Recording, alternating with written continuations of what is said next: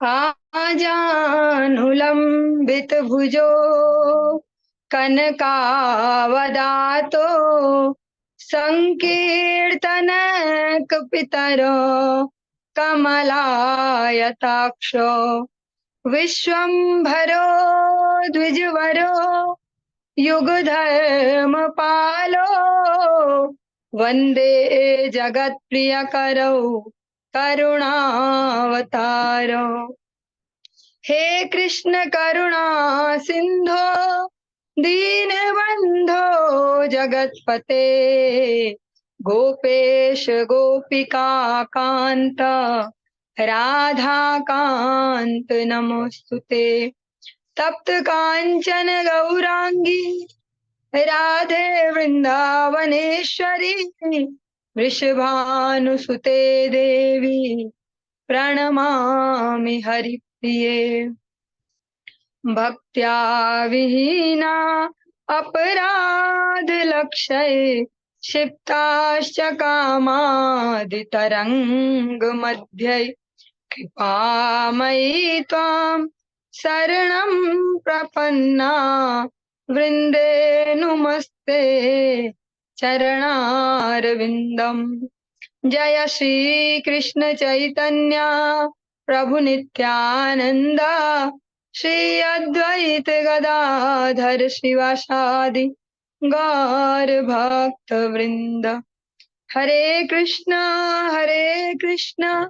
कृष्ण कृष्ण हरे हरे हरे राम राम राम हरे हरे। सर्वप्रथम भगवान के अभिन्न प्रकाश विग्रह संबंध ज्ञान प्रदाता श्री गुरुपाद पद्म पूज्यपाद त्रिदंडी स्वामी अष्टोत्तर शत श्री श्रीमद भक्ति प्रसाद विष्णु गोस्वामी गुरुदेव महाराज के पावन श्री चरण कमलों में असंख्य कोटि दंडवत ज्ञापित करते हुए उनकी अहेतुकी कृपा प्रार्थना करती हूँ। वे अपनी कृपा वर्षण करें जिससे निज कर्ताभिमान भाव को छोड़कर एकमात्र उनकी वाणी के वाहक के रूप में अपना परिचय दे सकूं। परम गुरुदेव नित्य लीला पृष्ठों विश्वास श्रीमद भक्ति दैत माधव गोस्वामी महाराज परमेष्ठी गुरुदेव जगत गुरु भक्त सिद्धांत सरस्वती गोस्वामी ठाकुर प्रभुपाद व समस्त गुरु परंपरा जय युक्त हो। सपार्षद श्रीमद नित्यानंद प्रभु श्री गौर हरि वृंदावन बिहारी राधा गोपीनाथ भगवान जय युक्त हो। वे हम सभी पर अपनी कृपा वर्षण करें जिससे भगवान के पवित्र नाम और हरि गुरु वैष्णव सेवा में हमारी रुचि उत्पन्न हो सके। आज की इस प्रातःकालीन कक्षा में हम श्रवण करेंगे श्रीमद् भागवतम के अंतर्गत चतुर्थ स्कंद अष्टम अध्याय और उसके अंतर्गत बहुत ही सुंदर श्लोक से आज हम प्रारंभ करने जा रहे हैं। 56वां श्लोक 54 नंबर श्लोक से।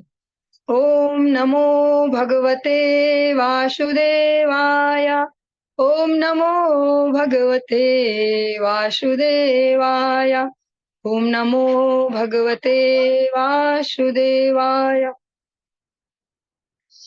जो हमने अभी अभी श्रवण कर रहे हैं उसी से हम आज प्रारंभ करेंगे।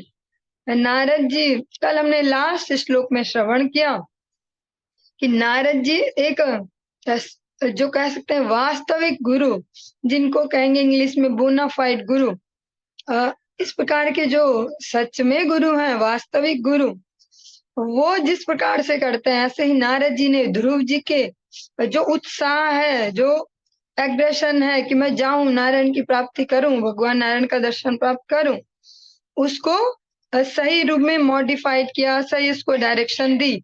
पहले उनको भगवान के गुण माधुरी, रूप माधुरी, उसको क्लियर किया, बहुत ही सेंसिटिवली, बहुत क्लियरली, अच्छे से एक्सप्लेन करके भगवान के रूप माधुरी, गुण माधुरी को क्लियर किया, ताकि फिर ये भटके ना, 2-4 दिन में जब आफत आएगी तो भागे नहीं। जैसे बहुत सारे भक्त शुरू करते हैं, भक्ति पर टिके कितने रह पाते हैं वो बड़ा मैटर करता है। चलिए, और फिर नारद जी ध्रुव जी को कहते हैं अब मैं तुम्हें एक ऐसा पावरफुल मंत्र दूंगा जिसको अगर 7 रात्रि तक कंटिन्यूअसली जप किया जाए तो जो आकाश में विचरण करने वाले सिद्ध पुरुष हैं, जो दिखाई नहीं देते किसी को, वो भी दिखने लगे, वो भी विजिबल हो जाए, इतनी दिव्य शक्तियां मिल जाएंगी। मैं ऐसा पावरफुल तुम्हें मंत्र देने वाला हूँ। और साथ में हमने सावधानी भी सुनी थी कि हमारे लिए नहीं बोला है, ध्रुव जी के लिए बोला है।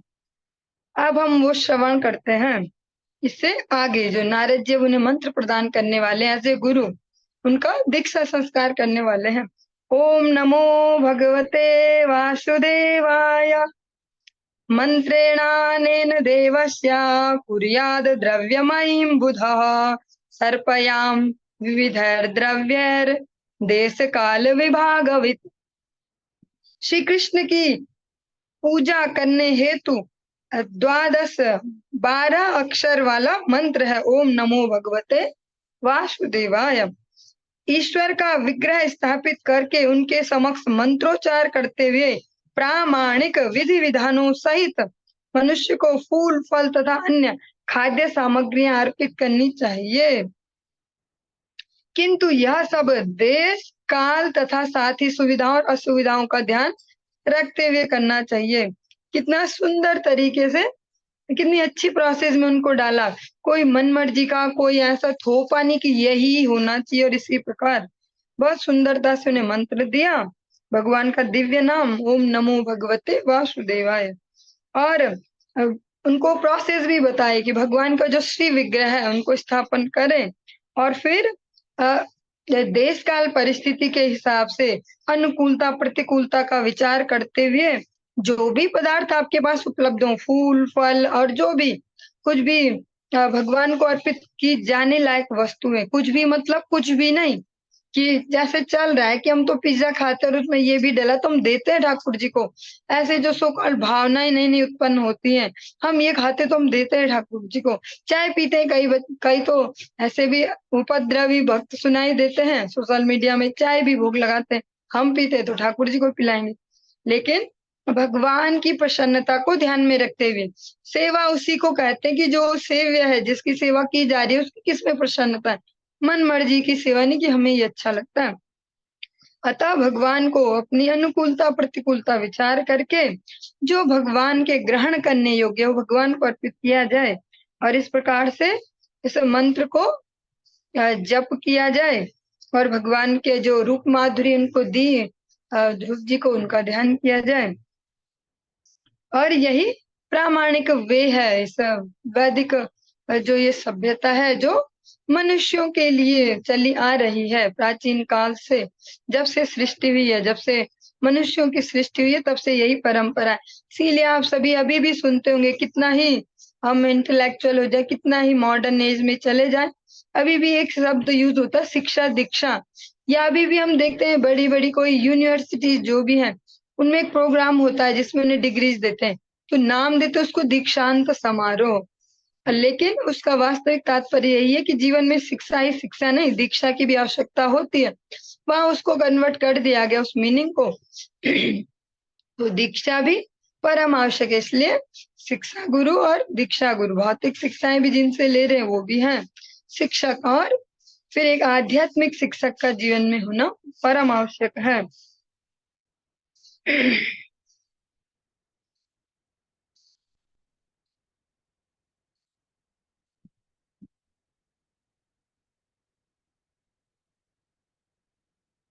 सलिलः शुचि सलिलः शुचिभिर्माल्यैर्वन्यैर्मूलफलादिभिः सस्तांकुरांशुकैश्चार्च्यैर्तुलस्या प्रियया प्रभुम्।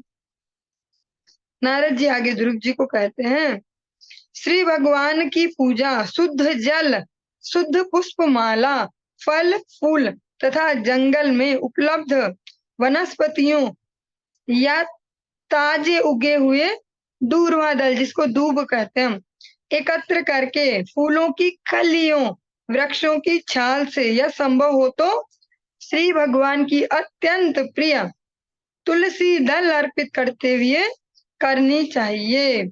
यहाँ पर तुलसी जी को विशेषता से उल्लेखित किया गया है। तो तुलस्या प्रियया प्रभु,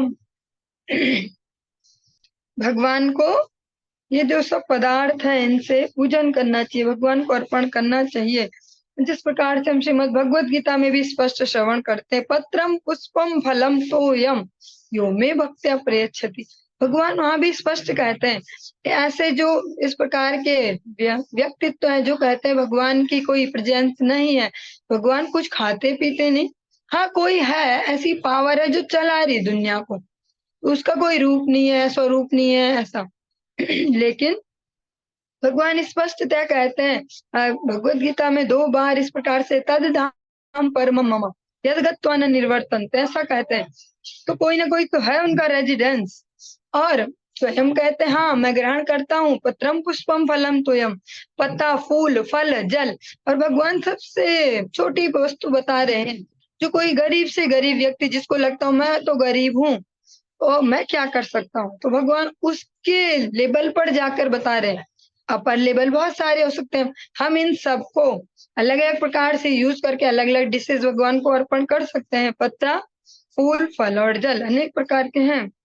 और यहाँ पर भी स्पष्टतः नारद जी ध्रुव जी को उल्लेख करते हैं कि भगवान को शुद्ध जल चाहिए, शुद्ध पुष्पमाला चाहिए, फल फूल या जंगल में अनेक प्रकार की जो वनस्पतियां होती हैं, या ताजे उगे हुए दूर्वा दल, फूलों की कली, वृक्षों की छाल, और अगर संभव हो पाए तो तुलसी जी ज्यादा प्रिय है भगवान को, उनके लिए कोशिश करना है, ध्रुव जी को कहते हैं। इसमें हमने एक थोड़ा सा शब्द सुना, जंगल में उपलब्ध वनस्पतियों, थोड़ा सा इसको हम विस्तार देते हैं। जैसे हम इस कलयुग में, कलयुग पावना अवतार चैतन्य महाप्रभु की जहाँ बात आती है, जिन्होंने युग धर्म हरिनाम संकीर्तन को स्थापन किया, ऐसे महाप्रभु के जब जो प्रिय पदार्थ हैं, जब उनकी बात आती है तो धामवासियों से और गुरुजनों से हम श्रवण करते हैं, महाप्रभु को भी ऐसे जो इस सेल्फ, जो अपने आप उगे हुए चीजें होती है ना, ये ज्यादा पसंद है।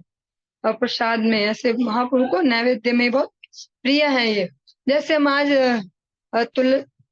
आज श्री हरिवासर तिथि है, एकादशी तिथि, आज सभी एकादशी कीर्तन करेंगे, उसमें एक लाइन आएगी, गौर प्रिया साक सेवने जीवाना सार्थक मानी। जो महाप्रभु के प्रिय जो साग सब्जी, जो इस प्रकार के हैं व्यंजन, उनको जब हम सेवन करते हैं भगवान को अर्पित करने के बाद प्रसाद रूप में, तो परम आनंद होता है, जीवन सार्थक महसूस होता है। इसी प्रकार से जब जाते हैं गुरुदेव के सानिध्य में श्री गौर मंडल, वहां पूछो भक्तों से कि महाप्रभु को क्या क्या पसंद है, तो उनमें विशेष है जो अपने आप उगती हैं, ऐसी चीजें ज्यादा पसंद है महाप्रभु को। बल्कि एक पौधा ऐसा है जो हमारे यहाँ अगर देहरादून की बात करें, हमें घास जैसा लगता हो कि ये घास है, बगीचों में अपने आप उग जाता है, वहां उसको भी महाप्रभु को निवेदन करते हैं, उसके भी साग बना के, जो अपने आप उगते हैं वो महाप्रभु को अति प्रिय हैं। और जैसे अनेक प्रकार के हम फूल और देखते हैं, बहुत सारे ऐसे भी फूल हैं जो बड़े बड़े पेड़ों पर जंगलों में उगते हैं, और उनके भी साग सब्जियां बनाई जाती है। तो भगवान को ऐसे बड़े प्रिय है ऐसे पदार्थ। और तुलसी जी तो सबसे मेन है, सर्व केंद्र में है, भगवान को तुलसी दल अर्पित करना चाहिए। लब्ध्वा द्रव्यमयीं मर्चाम शित्यं भवादिषु वार्चयेत्, आभृतात्मा मुनिः शान्तो यत्वांगमितवन्यभुक्। यदि संभव हो तो मिट्टी, जल, लुगदी, लकड़ी तथा धातु जैसे भौतिक तत्वों से बने श्री भगवान का जो विग्रह है उसकी पूजा की जा सकती है।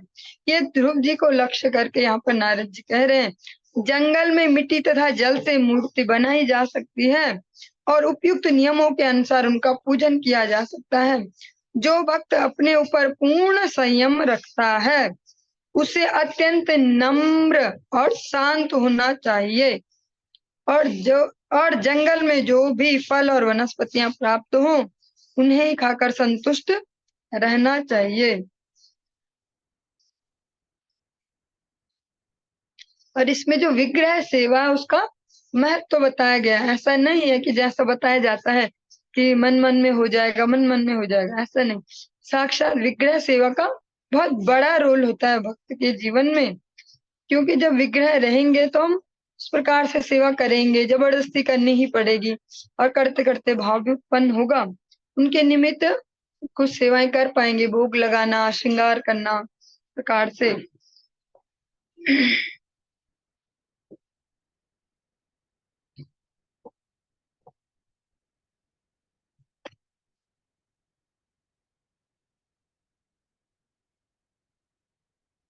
और जो भी बहुत सुंदर सावधानी भी है, जो भी हम भगवान को भोग लगाते हैं उसको भगवान के निमित्त सोचकर ही बनाया जाए।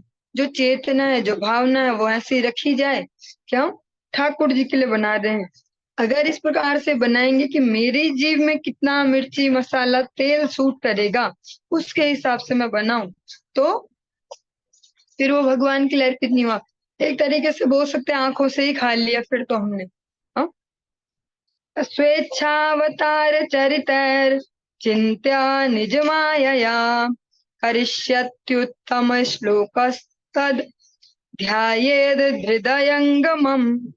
हे प्रिय ध्रुव, प्रतिदिन 3 बार मंत्र जप करने और शिव विग्रह की पूजा करने के अतिरिक्त तुम्हें श्री भगवान के विभिन्न अवतारों की दिव्य लीलाओं के विषय में भी ध्यान करना चाहिए, जो उनकी परम इच्छा तथा व्यक्तिगत शक्ति से प्रदर्शित होते हैं। फिर नारद जी ये विग्रह सेवा भी बताने के बाद ध्रुव जी को कहते हैं प्रतिदिन 3 बार मंत्र जप करने। और 3 बार मंत्र जप करने क्यों कहा होगा नारद जी ने? क्या 3 बार बैठ बैठ के माला जपनी होगी? 3 बार मंत्र जप करने, जो दीक्षा मंत्र, जो गायत्री है, जो गुरुदेव प्रदान करते हैं, उसके विषय में कहा जा रहा है त्रिसंध्या, जिसको कहते हैं 3 कालों में, सुबह, दिन में और शाम को। और श्री विग्रह की पूजा करने के अतिरिक्त तुम्हें, और विग्रह सेवा के अतिरिक्त फिर क्या करना है आपको? और भगवान के जो विभिन्न अवतार हुए हैं, भगवान ने अनेक आवश्यकताओं को ध्यान में रखकर जिस प्रकार से शिव विग्रहों को प्रकट किया है और लीलाएं की हैं, उनको आपको स्मरण करना चाहिए, उनका चिंतन करना चाहिए, जो उनकी परम इच्छा और व्यक्तिगत शक्ति से प्रदर्शित होते हैं। भगवान के जो शिव विग्रह बार बार प्रकट होते हैं, जो भी अवतार हैं, जो भी वो लीलाएं संपन्न करते हैं, कोई मजबूरी में नहीं है, भगवान की अपनी इच्छा से और उनका व्यक्तिगत शक्ति के से वो प्रदर्शित होते हैं।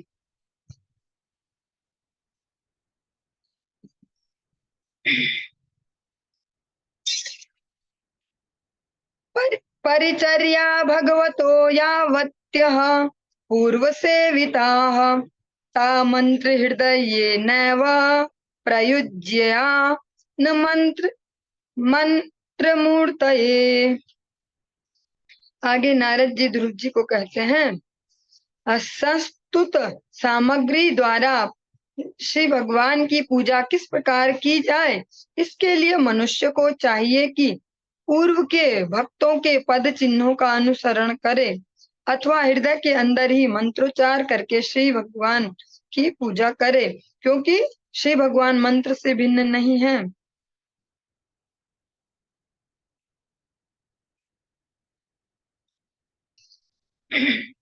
जो नारद जी कहते हैं, जो पहले उन्होंने सामग्रियां बताई ध्रुव जी को, इनको उपयोग करके भगवान का पूजन करना चाहिए।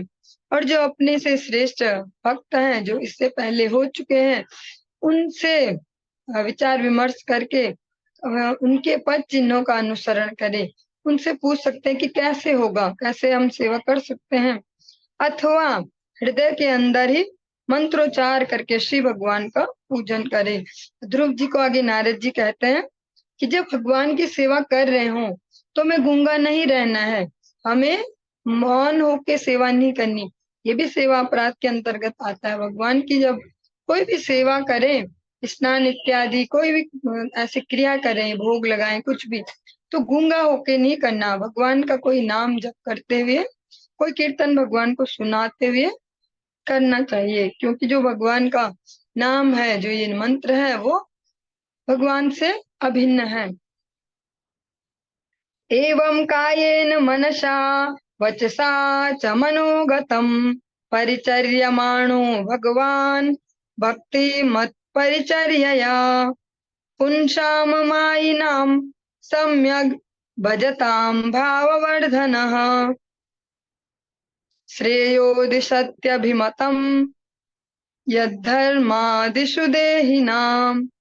इस प्रकार जो कोई गंभीरता तथा निष्ठा से अपने मन वचन तथा शरीर से श्री भगवान की भक्ति करता है और जो भक्ति की बताई गई विधियों के कार्यों में मग्न रहता है, उसे अपनी इच्छा अनुसार श्री भगवान उसे अपनी इच्छा अनुसार वर देते हैं।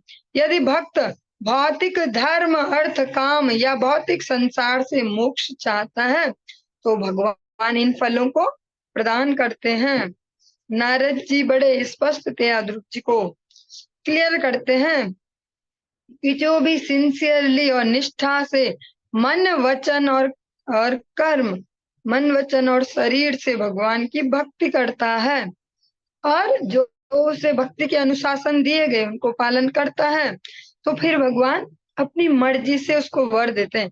हमको तो लगता है कि जब मांगते हैं तो भगवान देते हैं, लेकिन नहीं, बहुत कुछ ऐसा है हमारे जीवन में जो हम कभी मांगते नहीं है, फिर भी कैसे है वो भगवान हर सेकंड ध्यान से सभी जीवात्माओं का परमात्मा रूप में अवलोकन करते रहते हैं और खुश होके खुद ही खुद देते रहते हैं कि ये भी ले ले और ये भी ले ले। इसीलिए तो इतना कुछ होता हमारे जीवन में पहले से ही।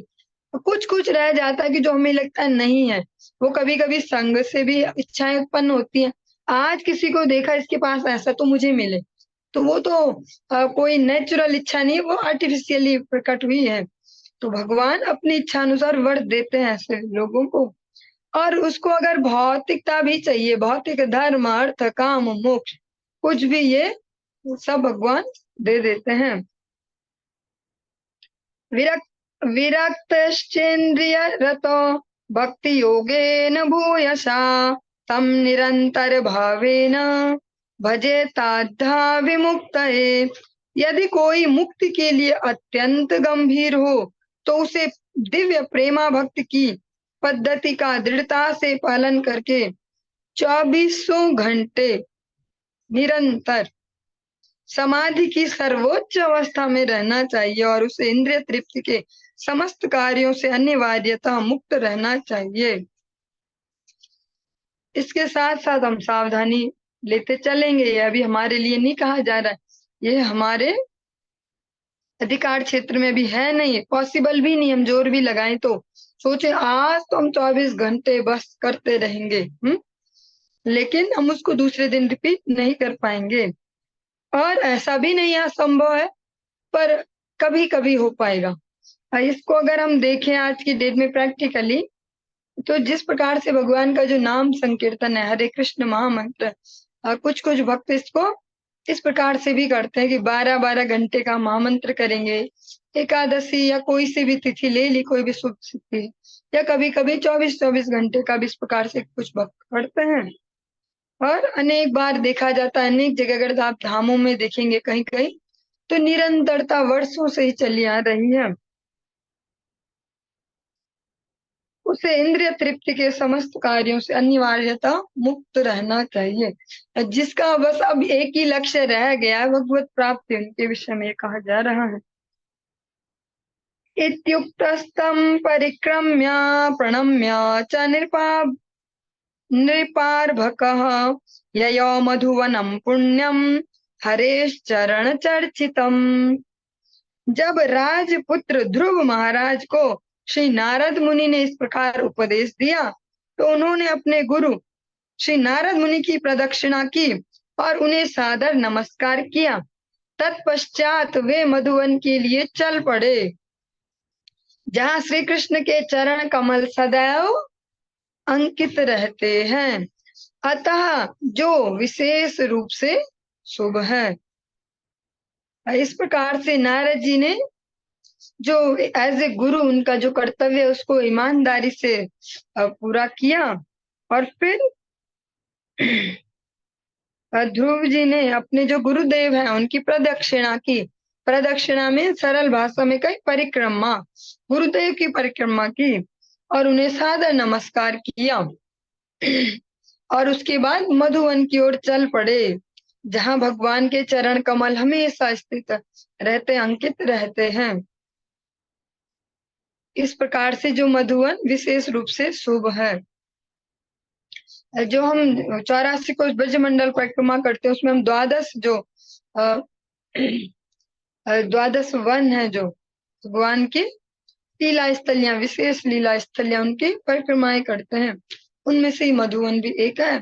और आप सभी सुबह शाम जब भी आरती करते हैं तो जयध्वनि में स्पष्ट नाम उल्लेख करते हैं, मधुवन, तालवन, कुमुदवन, बहुलावन, काम्यवन, खदीरवन, भद्रवन, भांडीरवन, विलवन, वृंदावन, लोहवन, गोकुल, महावन।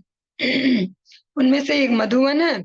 ध्रुव जी वहां की ओर चल पड़े नारद जी के जो आदेश अनुसार।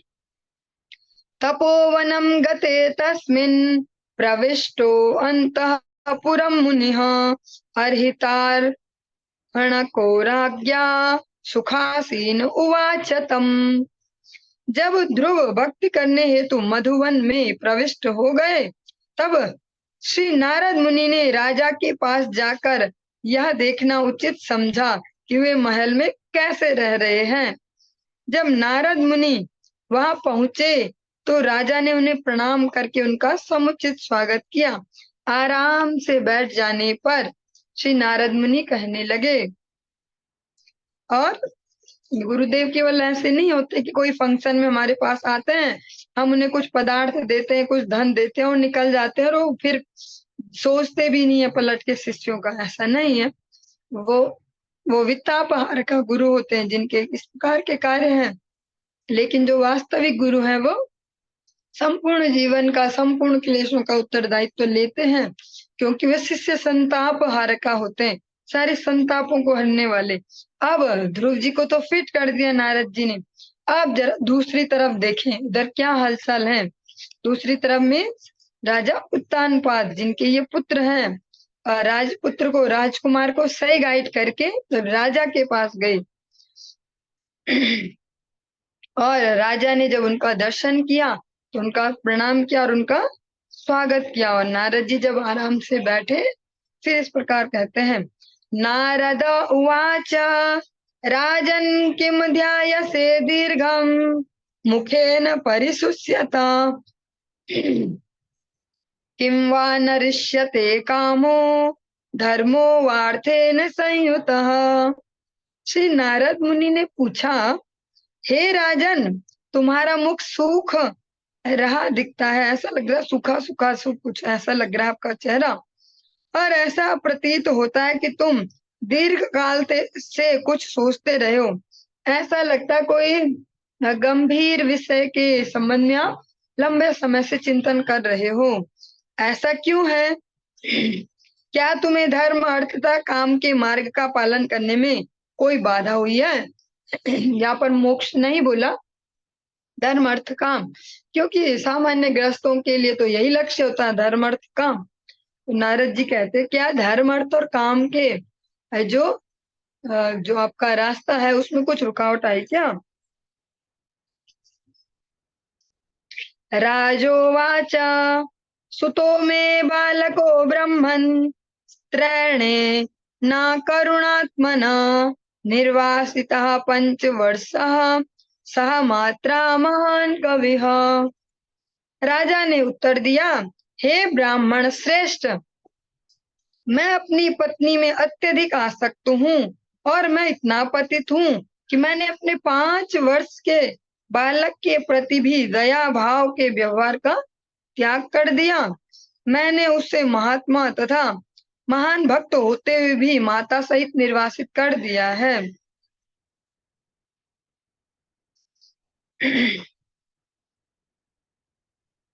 इस बहुत ही सेंसिटिव श्लोक, अनेक अनेक प्रकार की शिक्षाएं हम इससे ले पाएंगे। राजा कहते हैं कि हे ब्राह्मण श्रेष्ठ, मैं अपनी पत्नी में अत्यधिक आसक्त हूँ और इस वजह से सेंसिटिविटी खत्म होगी अन्यों के प्रति। मैं इतना पतित हूँ, मेरा इतना पतन हो गया, मेरे जो दया है, जो मानसिक चिंतन है, वो इतना उसका पतन हो गया विषयासक्ति के कारण कि मैंने 5 वर्ष के बालक के प्रति भी दया नहीं दिखाई। उसके प्रति भी दया छोड़ दी। और वो ऐसा तो नहीं है कि ध्रुव जी अब जा रहे भक्त बनने के लिए अचानक से, क्योंकि महाराज उत्तानपाद के ये शब्द हैं, उसे महात्मा और महान भक्त होते भी मैंने निर्वासित किया। तो इसका मतलब अपनी माता के निर्देशन में वो बचपन से ही भगवत भक्ति में लगे थे, बस उसको थोड़ा सा और फ्यूल मिल गया। जैसे केमिस्ट्री में हम पढ़ते थे उत्प्रेरक, जो एक्साइटेड कर देते हैं उसको और ज्यादा स्पीड बढ़ा देते हैं, ऐसे ही बस राजा का जो रिएक्शन था और उनकी जो विमाता के जो वचन थे, उन्होंने बस उनकी भक्ति में थोड़ा ईंधन और डाल दिया। राजा कहते हैं कि मैंने एक महात्मा होते हुए, एक महान आत्मा है वो और एक भक्त है, फिर भी मैंने उसको उसकी माता के सहित निर्वासित कर दिया, दोनों को निकाल दिया ध्रुव जी को और उनकी माता को।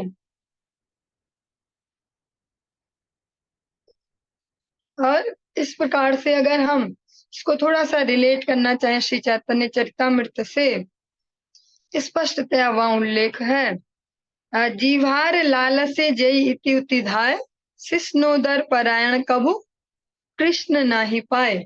जो अत्यधिक भोजन करते हैं, भोजन भट्ट जिनको बोला जाता है, जो अत्यधिक भोजन के प्रति आसक्त है, अब ये खाना था, अब ये, अच्छा बारिश हो गई पकौड़े बनाओ, अच्छा गर्मी हो गई आइसक्रीम खाएं, और सर्दी हो गई ये खाएं, बस खाएं खाएं खाएं, जो इस प्रकार से ज्यादा आसक्ति वाले होते हैं।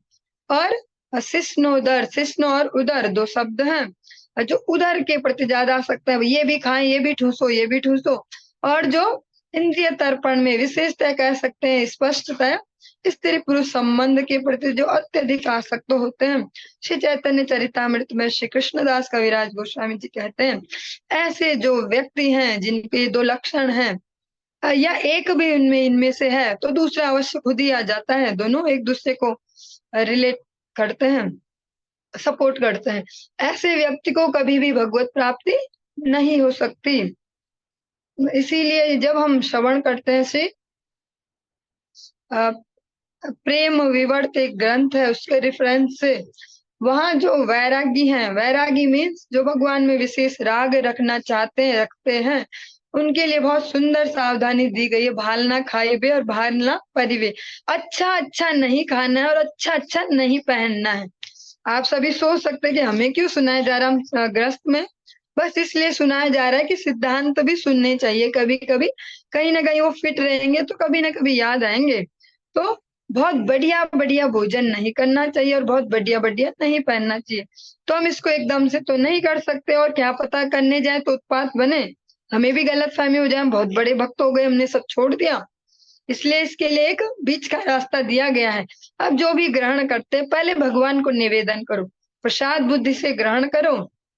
जगत गुरु भक्ति सिद्धांत सरस्वती ठाकुर प्रभुपाद कहते हैं कि मरकट वैराग्य नहीं करना, दिखावे का, यथा योग्य विषय भुंजन आ सकता है, जितना आवश्यक है उतना ग्रहण करें, दिखावे के लिए मरकट वैराग्य नहीं करें। हम तो बहुत बड़े भक्त हो गए, हम ये भी नहीं करते, हम वो भी नहीं करते, पर इसका मतलब ये भी नहीं है कि वो तपस्या को नेग्लेक्ट कर रहे हैं। अपने अपने जो भी सामर्थ्य है और चित्त की स्थिरता को लेकर अवश्य ही साधन करना चाहिए, क्योंकि हम यहाँ पर श्रवण कर पा रहे हैं स्वयंभू मनु की संतान है राजा उत्तानपाद। कोई राह चलते कोई ऐसा छिचोरा सा कोई ऐसा लड़का नहीं है जिनके बारे में बातचीत की जा रही है, स्वयंभू मनु की संतान है, ध्रुव जी के पिताजी हैं। वो इस बात को स्वीकार करते हैं कि मेरी अत्यधिक आसक्ति अपनी एक पत्नी में, इसकी वजह से मेरी दया भी खत्म हो गई। तो जो अत्यधिक स्त्री पुरुष रिलेशनशिप में और भोजन भट्ट जिस प्रकार 2 कार्यों में लगते हैं, वो कभी भगवान की प्राप्ति नहीं कर सकते। अप्यनाथम वने ब्रह्मन मास्माद दंत्यर भकम वृकाः शांतम शयानम शुद्धितम परिम्लान मुखाम्बुजम। हे ब्राह्मण, मेरे पुत्र का मुख कमल के फूल के समान था, मैं उसकी दयनीय दशा के विषय में सोच रहा हूँ। वह सुरक्षित और अत्यंत भूखा होगा, वह जंगल में कहीं लेटा होगा और भेड़ियों ने झपट करके उसका शरीर काट खा लिया होगा। और इस प्रकार से शास्त्र भी हमें बहुत सुंदर सुंदर नीति नीति वचन देते हैं। कामातुराणम न भयम न लज्जा, अर्थातुराणम न गुरुम न बंधुम। जो धन के लोभी होते, धन के बहुत अत्यधिक लालची होते हैं, अर्थातुराणम न गुरुम न बंधुम, वो न गुरु देखते हैं और न भ्राता देखते हैं, न बंधु देखते हैं। वो किसी को भी छल कपट किसी के साथ भी कर सकते हैं जो अर्थातुर होते हैं। और कामातुराणाम न भयम न लज्जा, और जो अत्यधिक कामातुर होते हैं स्त्री पुरुष संबंधों के प्रति, ऐसे भयम न लज्जा, न उनको शर्म होती है न डर होता है।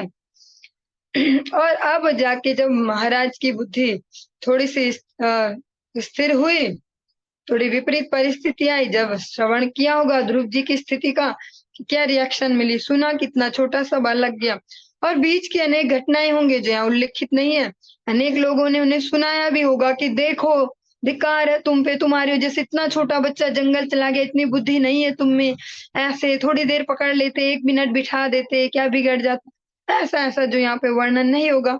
बहुत सारे ऐसा कुछ हुआ ही होगा जब हमारे समय में भी होता है। तो आज राजा उत्तानपाद नारद जी को कहते हैं, मेरा जो बालक है छोटा सा, उसका मुंह तो कमल के जैसा कोमल था, और अब मुझे उसकी स्थिति सोच सोच के दया आ रही है और चिंता हो रही है। वो कितना असुरक्षित है, वो भीषण वन में गया है। वो जो मधुवन की बात हो रही है वो आज के जैसा मधुवन नहीं है जिसमें हम सब जाते हैं और बहुत सारे यात्री पहले से ही होते हैं, हम देखते हैं अच्छा ये किसकी टीम है, ये कौन से मंदिर वालों की टीम है, ऐसा नहीं था। वो मधुवन वन ही था। वो वहां पर प्रॉपर पेड़ पौधे, बड़े बड़े विशाल वृक्ष, बहुत हिंसक पशु पक्षी सब रहते थे। ऐसे मधुवन में ध्रुव जी गए थे। तो राजा उत्तानपाद अब सोचते हैं कि बहुत असुरक्षित है, कभी भी उसका कुछ भी हो सकता है, और भूखा भी होगा, वहां पर खाएगा क्या इतना छोटा सा बालक, और जंगल में कहीं लेटा होगा, कोई भेड़िया आया होगा और उसने उसे खा लिया होगा, उसको शरीर काट के खा लिया होगा, ऐसा। अब इस प्रकार से भय वाले सारे विचार महाराज उत्तानपाद के मन में आ रहे हैं। क्योंकि जब भी हम किसी अपने प्रियजन के का चिंतन करते हैं तो अधिकतर जो एक बहुत ही, अगर हम सब स्मरण कर पाए या ध्यान दे पाए, अधिकतर भी जहाँ ज्यादा स्नेह होता है वहां मन में भय शंका यही रहता है, और हमेशा मन निगेटिव ही बताता है, ऐसा तो नहीं हो गया होगा उसको, कहीं ये तो नहीं होगा, अच्छी अच्छी बातें नहीं भेजता मन कि नहीं वो तो बढ़िया ही होगा, उस पर तो दिमाग है ही, ऐसा हो ही जाएगा, भगवान तो है ही। सब उल्टी उल्टी बातें भेजेगा मन ऐसे कि कुछ हो गया होगा, उसको तो ये भी नहीं आता, वो तो ये भी नहीं कर पाता, ऐसे। इसी प्रकार से आज महाराज का स्नेह उदय हो गया अपने पुत्र के प्रति, तो स्नेह में अधिकतर ऐसे अनिष्ट वाली आशंकाएं आती हैं। आज जहां तक बात करें यशोदा मैया, वो भी जब वात्सल्य रस का आस्वादन कर रही हैं, उनको भी बार बार यही लगता कि मेरे लाला को कुछ ना हो जाए, अच्छा वो तो बछड़े चराने गया, कहीं कुछ ना हो जाए, कहीं ऐसा ना हो जाए। तो जहाँ स्नेह होता वह ज्यादातर अनिष्ट वाली आशंका उत्पन्न होती है। ऐसे ही महाराज उत्तानपाद के मन में हो रही है। अहो में बत दौरात्म्यम स्त्री जितस्योपधारया यो अंकम प्रेमणा रुक्षंतम नाभ्यनंदम सत्तमः। अब महाराज उत्तानपाद नारद जी को कहते हैं, अहो जरा देखिए मैं कैसा स्त्री का दास हूँ, जरा मेरी क्रूरता के विषय में तो सोचिए। वह बालक प्रेम वश मेरी गोद में चढ़ना चाहता था, किंतु मैंने न तो उसको आने दिया, न उसे एक क्षण भी दुलारा। जरा सोचिए कि मैं कितना कठोर हृदय वाला हूँ। और अब उनमें अचानक से सारी अपनी कमियां भी हृदय में उभरने लग गई, सब फ्लो हो रहा है एकदम से, अचानक विचारों का अतिरेक हो गया। नारद जी को कहते, देखो तो मुझे, मैं ऐसा हूँ, मैं वैसा हूँ, इतना छोटा सा बच्चा, गोदी में ही तो बैठना था, मैंने बैठने नहीं दिया, देखा भी नहीं, हाँ, तो कितना कठोर हृदय वाला हूँ।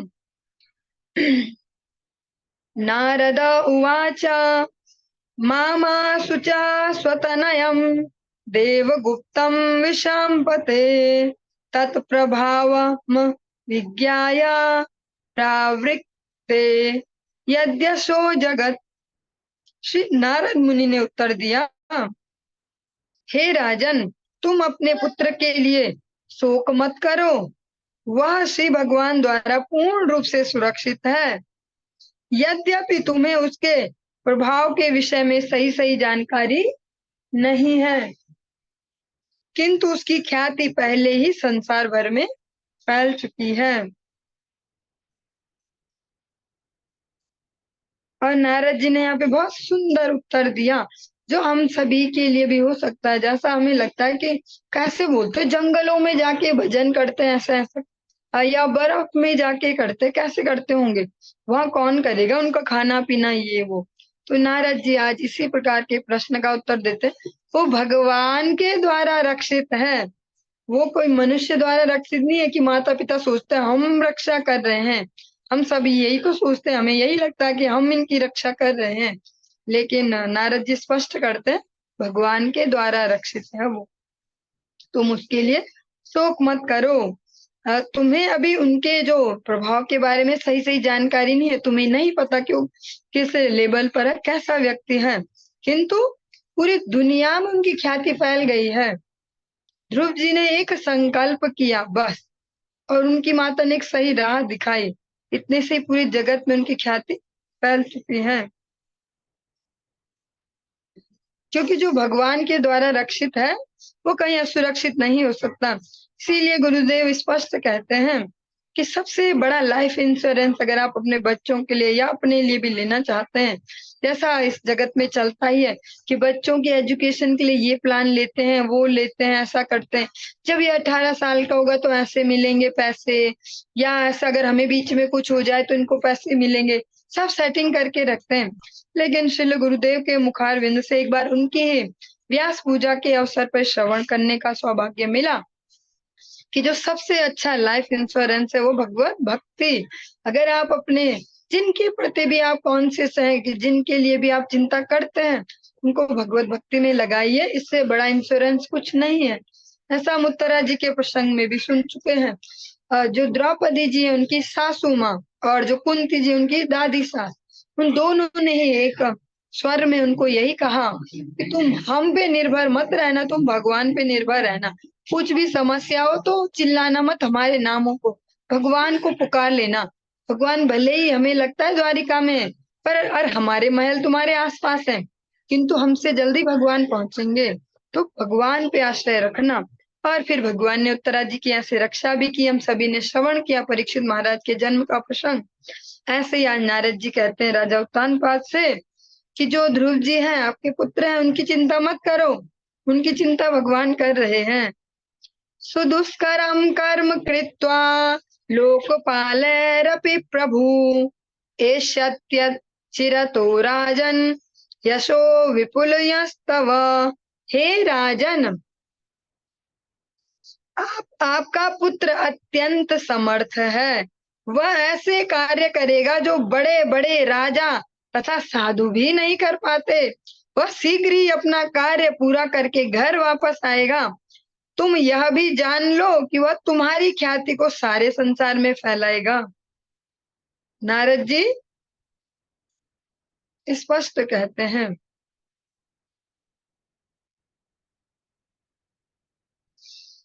कि जो आपके पुत्र हैं श्री ध्रुव महाराज, वो सामर्थ्यवान है। भगवत भक्ति में जिनकी रति हो जाती है, भगवान सर्व सामर्थ्य उन्हें प्रदान कर ही देते हैं। और वो ऐसे ऐसे कार्य करेंगे जो बड़े बड़े राजा और बड़े बड़े साधु भी नहीं कर पाए, और जल्दी ही वो अपना जो लक्ष्य है उसको पूर्ण करके घर आ जाएंगे। आपका जो यश है उसको पूरे संसार में उसको प्रसारित करेंगे। मैत्रेया उवाच इति देवर्षिणा प्रोक्तम् विश्रुत्य जगतीपतिः राजलक्ष्मीमनादृत्य पुत्रमेवान्वचिन्तयत्। मैत्रेय मुनि ने आगे कहा, फिर से हम स्मरण करते चले, जो भी हम सुनते जा रहे हैं ये मैत्रेय मुनि सुना रहे हैं विदुर जी को, सुखदेव गोस्वामी जी रिपीट कर रहे हैं इसको परीक्षित जी को, और सूत गोस्वामी जी सुना रहे हैं 88,000 ऋषियों को, और जिनके प्रतिनिधि हैं सौनक जी। इस क्रम में हम सब भी श्रवण कर रहे हैं। नारद मुनि से उपदेश प्राप्त करने के बाद राजा उत्तानपाद ने अपने अत्यंत विशाल एवं ऐश्वर्यमय राज्य के सारे कार्य छोड़ दिए और केवल अपने पुत्र ध्रुव के विषय में ही सोचने लगा। अब जिस संपत्ति, जिन संबंधों में इतनी आसक्ति थी, आज वो सब आसक्ति छूट गई और बस ध्रुव जी के चिंतन में ही लग गए। तो भगवत दास भले ना बन पाए, कृष्णदास ना बन पाए, पर वैष्णव दासानुदास बनने का हमें अवश्य प्रयास करना चाहिए।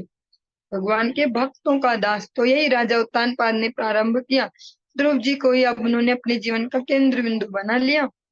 तत्राभिषिक्तः प्रियतस्ता मुपोष्य विभावरीं समाहितः पर्यचरदृश्या देशेन पुरुषम्। इधर ध्रुव महाराज ने मधुवन पहुंचकर यमुना नदी में स्नान किया और उस रात्रि को अत्यंत मनोयोग से उपवास किया। तत्पश्चात वे नारद मुनि द्वारा बताई गई विधि से श्री भगवान की आराधना में मग्न हो गई।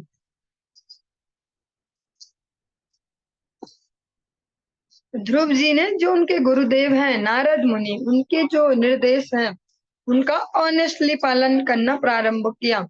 और भक्ति के लिए सबसे ज्यादा आवश्यक यही है कि जिन गुरु ने आपकी जिम्मेदारी ली है आपके आध्यात्मिक जीवन की, उनके जो भी अनुशासन है, जो उपदेश है, उनका सही सही पालन किया जाए। ध्रुव जी जब मधुवन पहुंचे, यमुना जी में उन्होंने स्नान किया जैसा उन्हें आदेश प्राप्त हुआ था, और उस रात्रि में उन्होंने उपवास ही किया, आज कुछ ग्रहण नहीं किया। फिर जिस प्रकार से नारद जी ने बताया था ऐसी आराधना में मग्न हो गए।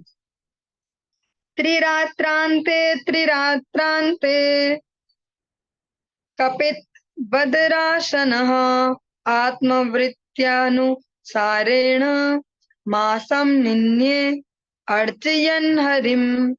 ध्रुव महाराज ने पहले महीने में अपने शरीर की रक्षा हेतु हर तीसरे दिन केवल कैथ तथा बेर का भोजन किया और इस प्रकार से वे पूर्ण पुरुषोत्तम भगवान के पूजन को आगे बढ़ाते रहे। स्टार्टिंग से ही जो जिस दिन से उन्होंने उपासना प्रारंभ की, 3-3 दिन का वो गैप लेते हैं। 3 दिन में केवल तीसरे दिन 2 दिन का गैप लेके तीसरे दिन में कैथ और बेर जो होते हैं फल, जंगली फल, उनको ही वो प्रसाद लेते हैं और अपना जो पूजन है उसको करते हैं।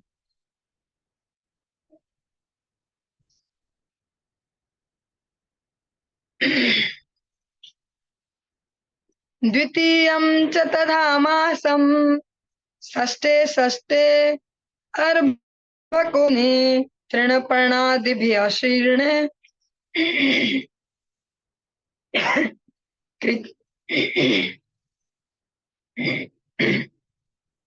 कृतान्नो अभ्यर्च यन विभुम।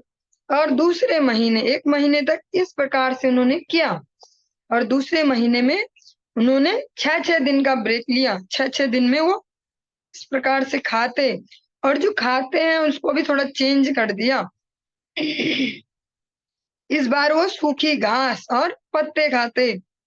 इस प्रकार से उन्होंने अपना जो पूजन है, जो नारद जी ने जैसा बताया, उसको निरंतर रखा।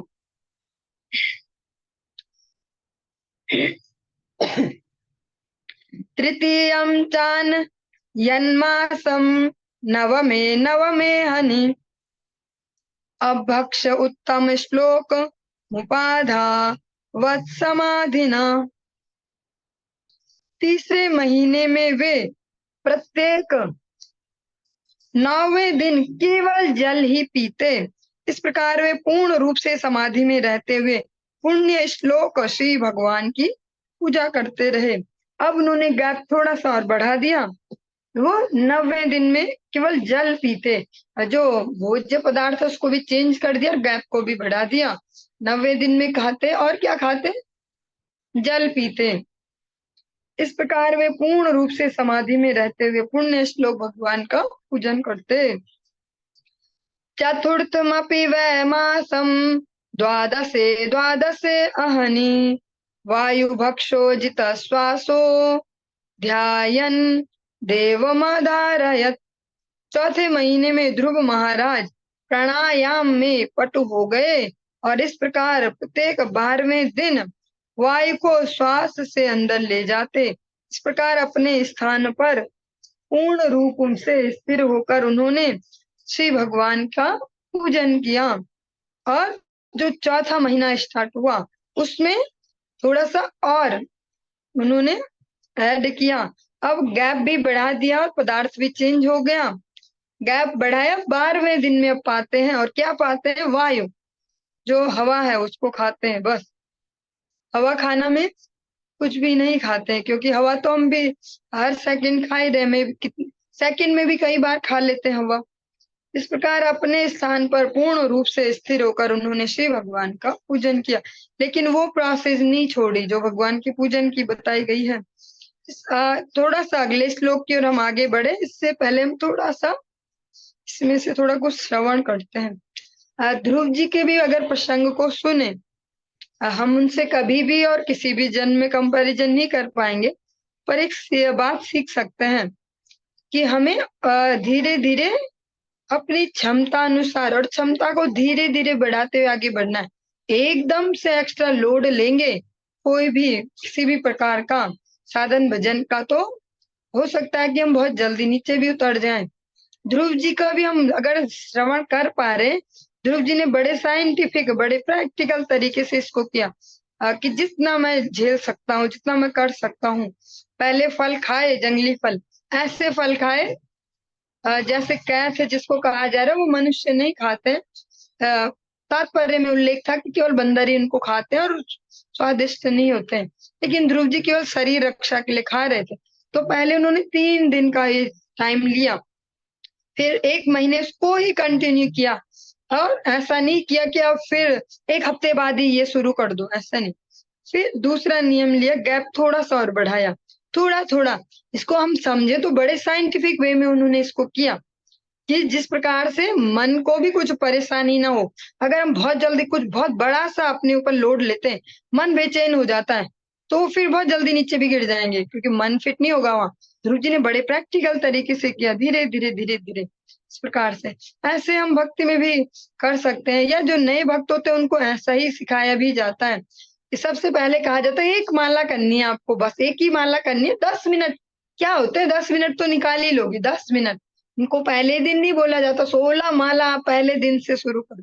पहले दिन से 16 माला करेंगे तो बहुत बड़ी संभावना है कि जल्दी नीचे भी आ सकते हैं। धीरे धीरे धीरे धीरे ऐसे ग्रेजुअली, ऐसे वो चाहे एकादशी पालन है, जिस प्रकार से भी आप कहीं भी फॉर्मूला फिट कर सकते हैं, पर प्रैक्टिकली देखना है जिसमें हम सहज हैं। ऐसा ना हो जाए कि हम कुछ भी पहले ही शुरू में ही हमने सोचा आज निर्जला एकादशी है और दूसरे दिन आरती करने लायक भी ना रहे, ऐसा भी नहीं करेंगे। धीरे धीरे अपनी क्षमता को देखते हुए उस हिसाब से कोई भी साधन भजन करेंगे। इसमें से हम ये थोड़ा सा ले सकते हैं कि प्रैक्टिकली देखते हुए अपनी क्षमताओं को बढ़ाते हुए, ये भी नहीं कहा जा रहा नहीं करना चाहिए, पर पहले एक जो नियम ले उस पर कुछ दिन टिके, फिर मन उसमें फिट हो जाए, शरीर फिट हो जाए, फिर थोड़ा आगे बढ़ाएं, थोड़ा आगे। ध्रुव जी ने प्रैक्टिकल वे में पूरे पूरे महीने एक नियम को बड़े स्ट्रांगली उसको पालन किया, धैर्य से निरंतरता दी, फिर अगले महीने में फिर दूसरा स्टेप लिया। पंचमे मास्यानुप्राप्ते जित श्वासो निपात्मजः ध्यायन् ब्रह्मपदैकेन तस्थाणुरिवाचलः। 5वें महीने में राजपुत्र महाराज ध्रुव ने श्वास रोकने पर ऐसा नियंत्रण प्राप्त कर लिया कि वे एक ही पांव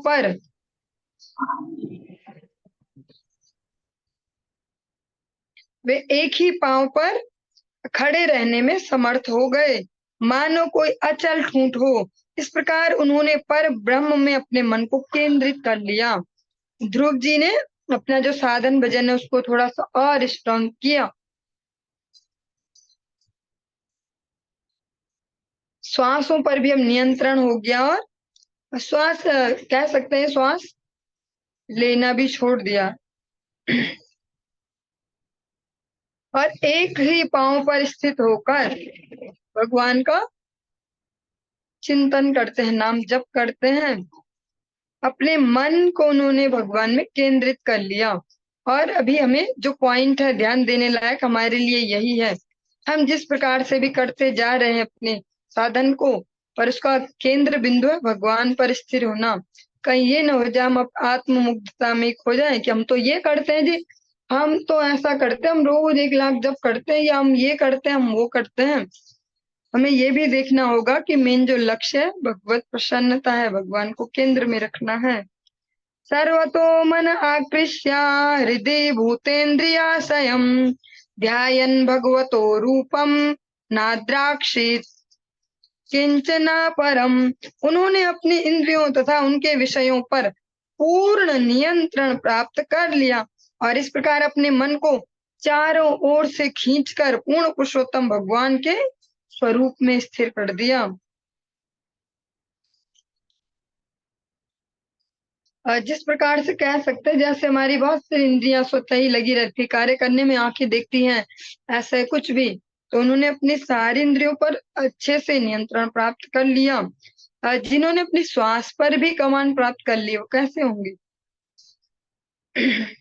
और अपने मन को हर जगह से ऐसे स्थिर करके भगवत चरणों में। आधारम महदादीनां प्रधान पुरुषेश्वरम ब्रह्म धारयमाणस्य त्रयो लोकाश्च कंपिरे। इस प्रकार जब ध्रुव महाराज ने समग्र भौतिक सृष्टि के आश्रय तथा समस्त जीवात्माओं के स्वामी श्री भगवान को अपने वश में कर लिया तो तीनों लोक कांपने लगे।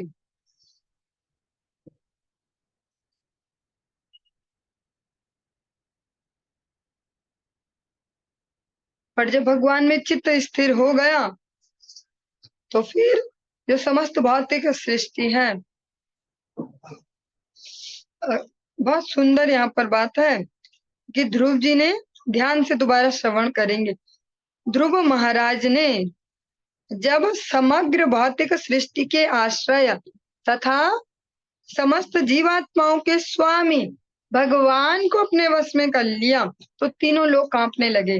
अब उन्होंने पहले सेल्फ कंट्रोल जो है उसको किया और अब भगवान ही उनके वश में हो गए। तो भगवान वश में ऐसा नहीं बोल सकते कि उन्होंने जोर लगा के भगवान को नौकर बनाया, इस प्रकार की फीलिंग नहीं आती शब्द में कि वश में हो गए। वश में हो गए मीन्स भगवान उनका जो समर्पण है उससे प्रसन्न हुए। अब भगवान वश में होने का मतलब भी यही है कि किसी से अत्यधिक प्रेम हो जाना। और इस प्रकार से जो तीनों लोक हैं वो कंपायमान हो गए। जब भी कोई भक्त दृढ़ता से अपनी भक्ति में स्थिर होता है तो पूरे ब्रह्मांड पे असर पड़ता है। बहुत सुंदर वैष्णव वंदना हम सभी रोज कहते हैं, आप सभी भी इस कीर्तन करते होंगे डेली। वृंदावनावासी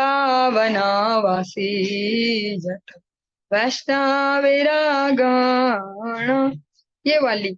इसमें जब आप बीच में एक स्टैंजा आता है, ब्रह्मांड तारिते शक्ति धरे जने जाने हे वेद पुराणे गुण गाए बासुने।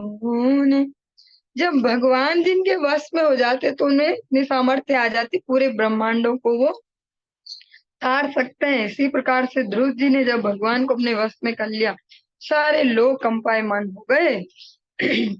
यदैक पादेन स पार्थिवार्भक तस्थ तदंगुष्ठ निपीडिता मही ननाम तत्रार धमि भेन्द्रधिष्ठिता तरीव सव्ये तरतः पदे पदे। जब राजपुत्र ध्रुव महाराज अपने एक पांव पर अविचलित भाव से खड़े रहे तो उनके पांव के अंगूठे के भार से आधी पृथ्वी उसी प्रकार नीचे चली गई जिस प्रकार की हाथी के नाव में चढ़ने से उसके प्रत्येक कदम से नाव कभी दाएं हिलती है कभी बाएं। बहुत ही प्रैक्टिकल सा एग्जाम्पल दिया गया है जिससे हम जल्दी समझ पाए। इमेजिन करें कोई हाथी अगर नाव में चढ़ जाए और नाव में जो कि बीच में ऐसे टिकी है और कभी इधर हिलेगी कभी इधर हिलेगी, ऐसे हाथी जिधर जिधर पांव पड़ते जाएगा। ऐसे ही ध्रुव महाराज का जो साधन भजन है, और यहाँ पर साधन हम ऐसा नहीं कहेंगे कि जैसे योगियों वाला साधन नहीं है। यहाँ नारद जी ने उन्हें विग्रह सेवा नाम जप ये सब बताया है। यहाँ पर उनका साधन वैसा नहीं है शुष्क ब्रह्म चिंतन वाला या कोई अन्य देवी देवताओं का वो। इसमें सीधे सीधे भगवान का अर्चन और भगवान का नाम जप भगवत सेवा। ध्रुव जी की जब इस प्रकार से अविचलित जो भक्ति है जो साधन है उससे पृथ्वी ऐसे ही उनके पैर के अंगूठे से पृथ्वी ऐसे ही नीचे चली जा रही है जैसे कोई हाथी किसी नाव में चढ़े तो नाव जैसे दौड़ती है।